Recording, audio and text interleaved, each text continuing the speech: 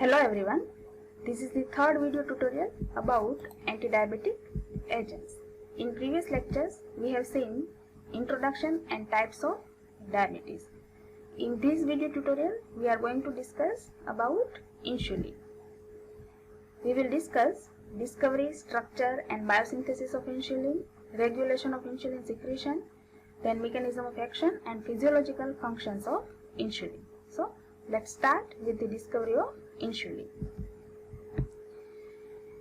In previous lectures, we have already discussed that diabetes mellitus is caused either by deficiency of insulin or by irresponsiveness to insulin. In type 1 diabetes, the secretion of insulin is reduced, and in type 2 diabetes, irresponsiveness to insulin is the cause.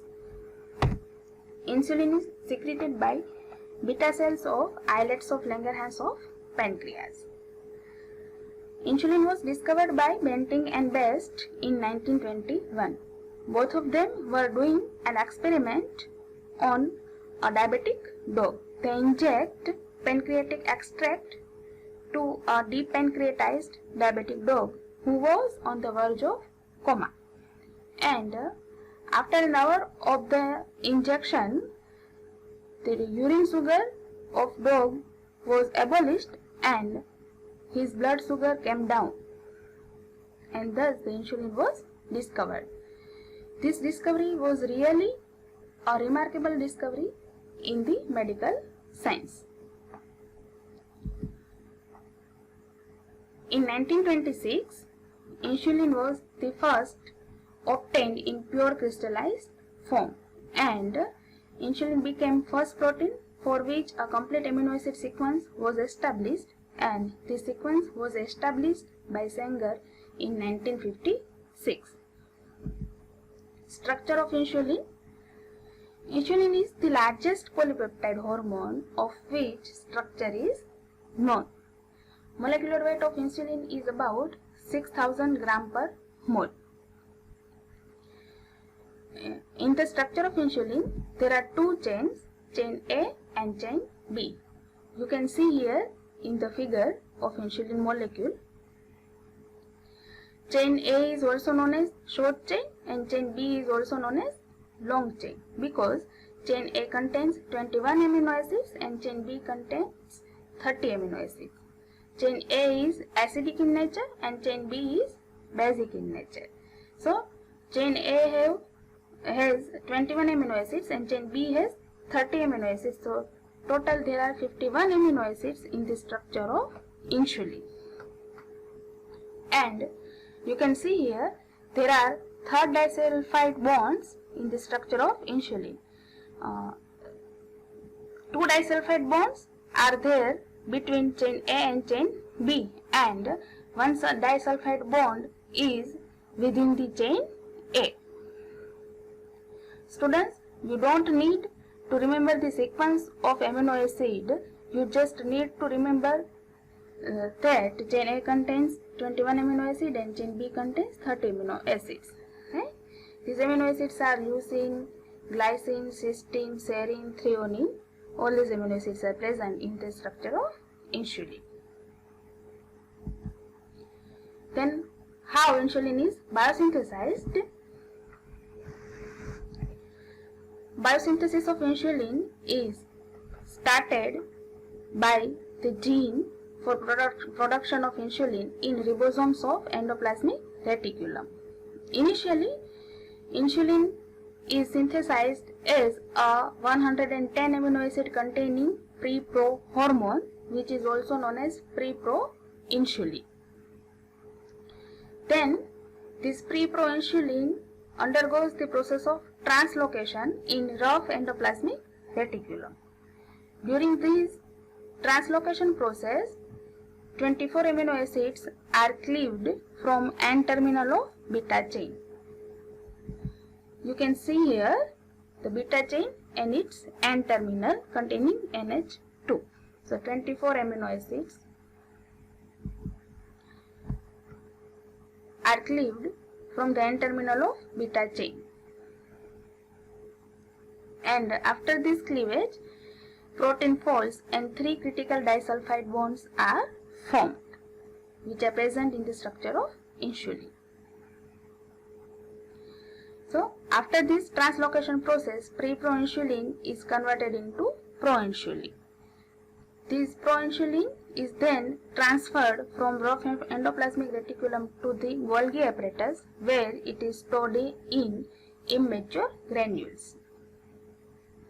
In Golgi apparatus, proinsulin undergoes the process of proteolysis, which is catalyzed by calcium-dependent endopeptidase. And in this process of proteolysis, 4 basic amino acids which are present at the position of 31, 32, 65 and 66, which are arginine, arginine lysine and arginine respectively, are removed, and the connector C peptide is also removed, which is 31 amino acid containing during the process of proteolysis. So after this process of proteolysis, proinsulin is converted into insulin. So we can say that pre-proinsulin is 110 amino acid containing, then 24 amino acids are removed from it, and pre-proinsulin is converted into proinsulin, which is 86 amino acid containing, and from this proinsulin 4 basic amino acids and the connector C peptide, which is 31 amino acid containing, is removed. So proinsulin is converted into insulin, which has 51 amino acids. You can see here, this is the figure of structure of proinsulin, which is 86 amino acid containing C.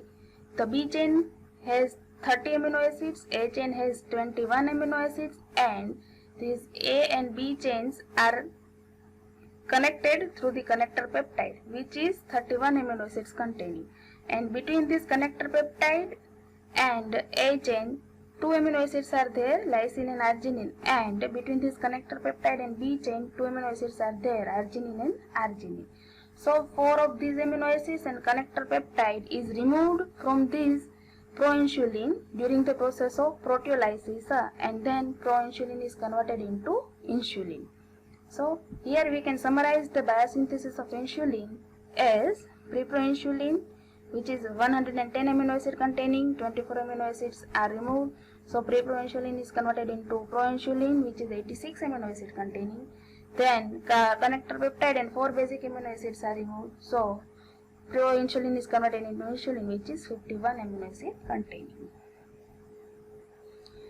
The conversion of proinsulin to insulin is a slow and gradual process which continues along with maturation of the storage granules.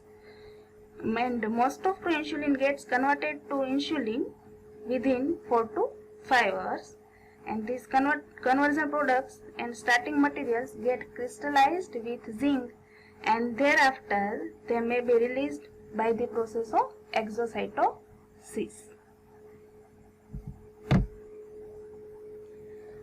Regulation of insulin secretion.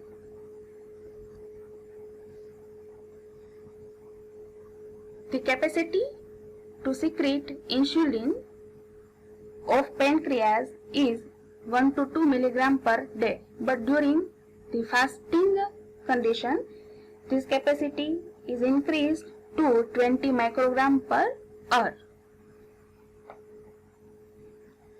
Insulin secretion is regulated by main 3 regulation mechanisms, which are chemical regulation, hormonal regulation and neural regulation. In chemical regulation, glucose, amino acid, fatty acids, ketone bodies regulate the release of insulin. Actually, the enhanced level of glucose, amino acid, fatty acid and ketone bodies causes the release of insulin, and then insulin utilize all these products to maintain their level. Among of these chemicals, glucose is the principal regulator of the insulin secretion because beta cells have glucose sensitizing mechanism.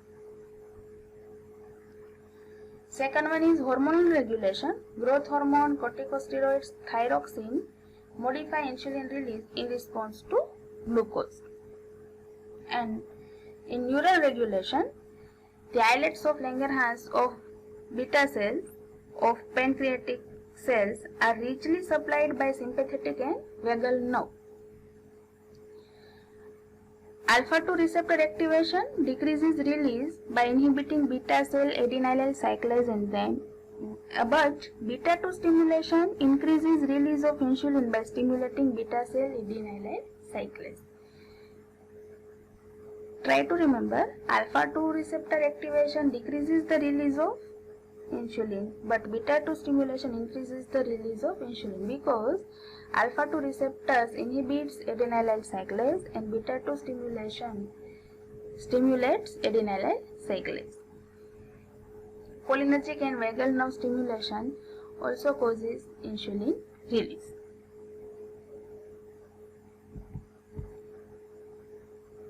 Mechanism of action of insulin. Insulin acts through its receptor, which is known as insulin receptor, which has two subunits alpha and beta. After connecting with the receptor, the complex formed, which is known as insulin receptor complex. This complex initiates a chain of biochemical reactions involving cyclic adenosine monophosphate, protein phosphorylase, protein kinase, phosphatase and lipase. And all of these enzymes are essential in the catabolism and anabolism reactions. So, through these enzymes, insulin controls the process of metabolism or anabolism of various chemicals like carbohydrate, fat, protein, lipid, etc. And desensitization of insulin receptor also leads to diabetic condition that we have seen in type 2 diabetes. Physiological functions of insulin. The most important function of insulin is the utilization of glucose, because glucose is the main source of energy for our body. So, insulin facilitates glucose transport across cell membrane, and skeletal muscles and fats are highly sensitive to this transport process. First step in utilization of glucose is its phosphorylation to form glucose 6-phosphate, and to this phosphorylation the enzyme which is essential is glucokinase, and the production of this enzyme glucokinase is enhanced by insulin. So, conversion of glucose into glucose 6-phosphate is stimulated by insulin, and thus utilization of glucose is done by insulin. Insulin also facilitates amino acid entry and their synthesis into protein. There are three main sites of action for insulin: liver, muscle and adipose tissue. Liver, skeletal muscles and adipose tissue. In liver, insulin increases glucose uptake and glycogen synthesis. Insulin inhibits glycogenolysis and glucose output. Glycogenolysis means breakdown of glycogen. It also inhibits gluconeogenesis from protein, pyruvate, free fatty acid and glycerol. Gluconeogenesis means production of glucose. Means insulin increases glucose uptake and glycogen synthesis and inhibits production of glucose and breakdown or metabolism of glycogen. In muscle, also it increases glucose uptake and its utilization, but it inhibits proteolysis, means the metabolism of protein, and so inhibits release of amino acid, pyruvate and lactate into blood, which are the substrates for gluconeogenesis, and thus insulin inhibits the process of gluconeogenesis, means production of glucose from protein, pyruvate, free fatty acid or glycerol. In adipose tissue also, insulin increases glucose uptake and storage as fat and glycogen, but it inhibits lipolysis, means breakdown of lipid, and also inhibits release of free fatty acid and glycerol, which are also the substrate for gluconeogenesis in liver. Thus, insulin increases the glucose uptake and or utilization of glucose, but inhibits glucose synthesis by one or another way.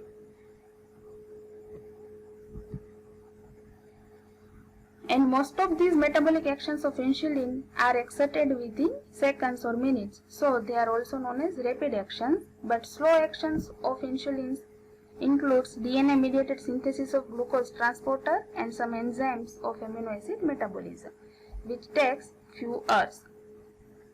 Other than these actions, insulin has also major long-term action on multiplication and differentiation of cells.